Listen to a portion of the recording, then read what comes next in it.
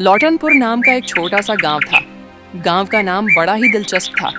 बाहर से आने वाला हर आदमी अक्सर पूछ बैठता, भाई इस गांव को लौटनपुर क्यों कहते हैं? तो गांव वाले हंसकर जवाब देते, क्योंकि भाई यहाँ आदमी कम और भैंसें ज्यादा हैं और सबकी आदत है कीचड़ में लौटने की, इसलिए इसे लौटनापुर कहते हैं। गांव छोटा था लेकिन किस्से और बातें लंबी लंबी। यहाँ गांव के लोग मेहनती, अनुभवी, प्रतिभाविक हुआ करते थे। यहाँ आदमी के अपने खेत में जितनी फसल नहीं उगाता था, उससे ज्यादा दूसरों की जिंदगी की बातें उगा लेता था। भाई तुम्हें पता है, हरि के घर में खाना भी आधा कच्चा होता है। हाँ, उसकी पत्नी उसको अच्छा खाना नहीं बनाकर देती। सही कहा भाई तुमने। कोई खेत में हल चलाए या घर में बहू लाए, चर्चा चौपाल तक पहुंचना तय था। इसी बात में प्रस्थापित था। गांव की पहचान थी उसकी चौपाल। बरगद के पेड़ के नीचे बनी सीमेंट के पत्थर पर रोज शाम को गप्पे की जमावट लगती थी। कोई बीड़ी फूंकता, कोई हुक्का गुड़गुड़ाता, कोई खैनी मलता और बाकी बस कान खोलकर सुनते रहते। अरुणकर, अरे भीमा भाई, मैं तो अब गांव में बड़ा एयरपोर्ट लाने की सोच रहा हूँ। हाँ, लेकिन उसमें हवाई तो मैं ही लाऊंगा। सभी लोगों उन सब की बातें ध्यान से सुन रहे होते हैं। लौटनपुर में रहता था एक मंगरू किसान। जमीन उसके पास थी कुल 2 बीघा। बैल भी एक ही था। वो खेती धीरे धीरे करता। घर कच्चा था, चूल्हा छोटा और जेब हमेशा खाली। लेकिन उसका दिल इतना बड़ा कि पूरा गांव उसमें समा जाए। मंगरू की बातें, मंगरू का स्वभाव ऐसा था कि किसी की भी मदद कर देता। अगर खेत में किसी का हल टूट जाए तो अपना हल उठाकर दे देता। मंगरू, अरे भाई क्या हो गया? अरे मंगरू, हल टूट गया। मैं अभी अपना हल आपको देता हूँ। मंगरू, तुम्हारा दिल बहुत बड़ा है। अगर किसी के घर अनाज न बचे तो अपनी बोरी से निकालकर बांट देता। मंगरू कुछ ऐसा खुले मिजाज का इंसान था। उसकी बीवी गीता अक्सर ताना देती, अरे हम खुद आधे पेट सो रहे हैं और आप दूसरों को रोटी बांट आता है, फिर हमारा क्या होगा? मंगरू हंसकर कहता, गीता, रोटी खाने से पेट भरता है, लेकिन रोटी बांटने से मन भरता है। लेकिन रोटी बताने से मन भरता है और हमें जिंदा रहने के लिए खाना भी चाहिए। हाँ, लेकिन जिंदगी में थोड़ा धर्म भी करते रहना चाहिए। अब आते हैं गांव के बड़े आदमी पर जो था छेदीलाल साहू। नाम में भोलेपन का एहसास, लेकिन आदतें बिल्कुल उल्टी। छेदीलाल बहुत ज्यादा चालाक, लालची और अकड़ू स्वभाव का था। उसकी हवेली गांव के बीचों बीच थी। ऊंची दीवारें और बाड़े गोदामों में अनाज ऐसे भरया रहता कि जैसे राजा का खजाना हो। लेकिन छेदीलाल का दिल हमसे भरा रहता। कितना भी पैसे कमाता, लेकिन एक पाई भी दान नहीं करता था। वो मजदूरों से आधी मजदूरी में काम करवाता। सुन भाई सोरा, ये सारे अनाज की बोरियां गोदाम में रखनी है। दिखे रख दूंगा। वैसे भी सुबह से काम नहीं मिला है। हाँ ठीक है, लेकिन आधी की मजदूरी दूंगा। लेकिन वेकिन कुछ नहीं, काम करना है या नहीं? हाँ ठीक है। ऐसे मजदूरों को लुटता था। ब्याज इतना बढ़ा देता कि लोगों की जमीन निगल लेता। गरीब व्यक्ति को अपने जाल में फंसा लेता था।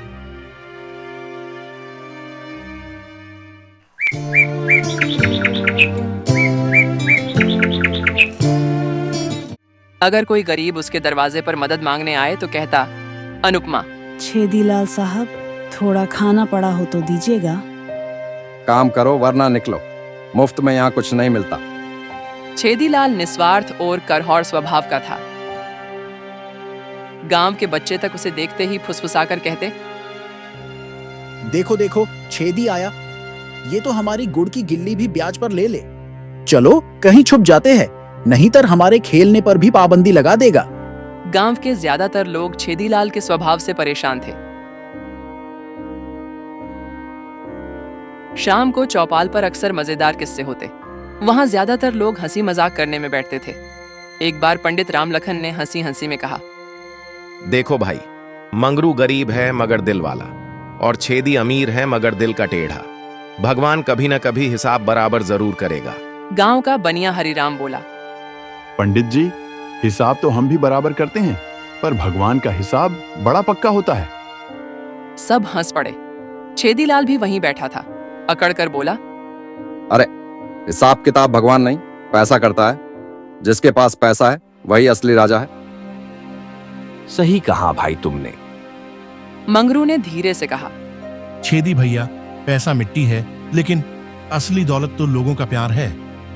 छेदीलाल ठठाकर हंसा। ऐसा कुछ नहीं होता, पैसा है तो सब कुछ संभव है। अरे भाई, जैसी तुम्हारी मर्जी। प्यार से रोटी मिलती है क्या? अरे भाई, पैसा हो तो रोटी खुद दौड़कर थाली में आती है। लोग, अच्छा, गांव के लोग मुस्कुरा दिए। बात तो वहीं खत्म हो गई, लेकिन सबके मन में कहीं ना कहीं यह सवाल बैठ गया था कि आखिर सही कौन है, मंगरू या छेदी? कुछ दिनों में सब लोग ये बात भूल जाते हैं और अपने कामों में लग जाते हैं। शाम को भी लोग हमेशा की तरह इकट्ठा होते थे। इसी तरह दिन बीतते हैं, लेकिन छेदीलाल के स्वभाव में कोई बदलाव आता नहीं था। अगले साल गांव पर संकट टूटा।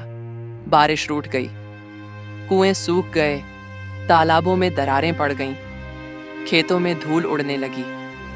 गांव में अनाज का संकट छा गया। लोग भूखे रहने लगे। लोग अब क्या करें, उन्हें भी समझ में नहीं आ रहा था। माँ, मुझे बहुत भूख लगी है। बेटा, हमारे पास भी कुछ खाने को नहीं है। ऐसे ही माँ की वेदना टूटती हुई जा रही थी। बच्चे रोते रोते माँ की गोद में सो जाते। मंगरू के पास मुश्किल से थोड़ी बाजरी उगी थी। उसने सोचा, ये अनाज हमारे लिए भी कम है, लेकिन क्या मैं पड़ोसी के बच्चों को भूखे मरते देख सकता हूँ? उसने आधा अनाज गरीबों में बांट दिया। ये सब देखकर गीता फिर नाराज हुई। गीता, आप ऐसे ही खाना बांटते रहे तो हम क्या खाएंगे? मंगरू बोला। गीता, भगवान भूखों की दुआ जरूर सुनता है। जितना कर्म करेंगे उतना फल मिलेगा। कुछ लोगों का तो पेट भर जाएगा एक टाइम के लिए। उधर छेदीलाल के गोदाम में हजारों बोरी अनाज पड़ा था। गांव वाले उसके पास पहुंचे। भैया, थोड़ा अनाज दे दो, हम पैसे बाद में चुका देंगे। पैसे बाद में? अरे, मैं ब्याज पर भी देता हूं तो गांव की जमीन निगल लेता हूं। मुफ्त में देने की उम्मीद मत रखना। कैसी उम्मीद लेकर मेरे पास आए हो? लेकिन छेदीलाल जी, हमारे बच्चों ने 2 दिन से कुछ नहीं खाया। हाँ तो वो तुम्हारे बच्चे हैं, तुम ही संभालो। गांव वाले मायूस होकर लौट गए, लेकिन अब समय खराब आना शुरू हो गया था। गोदाम में चूहे छेदीलाल का अनाज कुतरने लगे, मगर उसने किसी को एक दाना तक न दिया।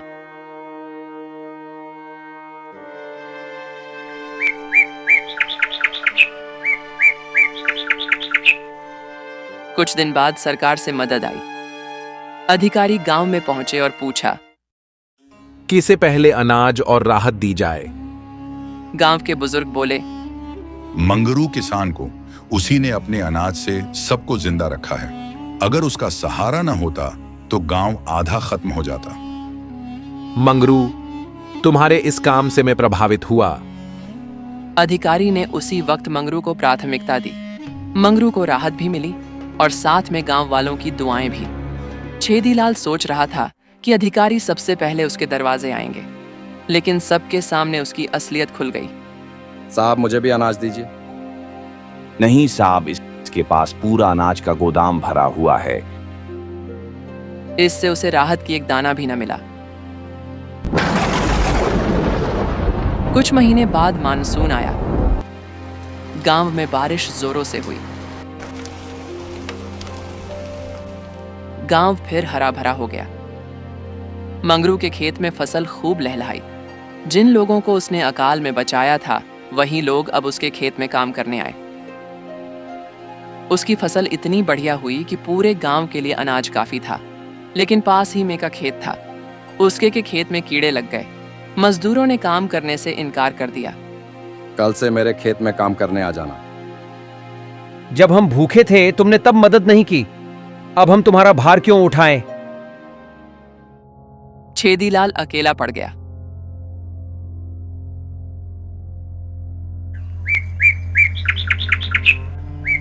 कुछ दिनों बाद आखिरकार पंचायत बुलाई गई। मुखिया ने सबको चौपाल पर इकट्ठा किया। मंगरू और छेदीलाल दोनों को सामने बुलाकर कहा, गांव वालों, देख लो कर्मों का हिसाब। मंगरू ने गरीब होते हुए भी सबकी मदद की। आज भगवान ने उसका खेत सोने जैसा कर दिया, और छेदीलाल ने अमीर होते हुए भी लालच किया। आज उसका खेत बर्बाद हो गया। यही है कर्मों का फल। सही कहा मुखिया जी आपने। मंगरू सभी लोगों की बातें सुनकर भावुक हो गया था। गांव वाले तालियां बजाने लगे। लोगों ने मंगरू के नारे भी लगाए। छेदीलाल की आंखों में आंसू थे। अब उसने सबके सामने कहा, भाई मंगरू, तू सही था। पैसा मिट्टी है, असली दौलत तो अच्छे कर्म है। आज से मैं भी लोगों की मदद करूंगा। अगर अच्छे कर्म करोगे तो भगवान सबको फल देगा।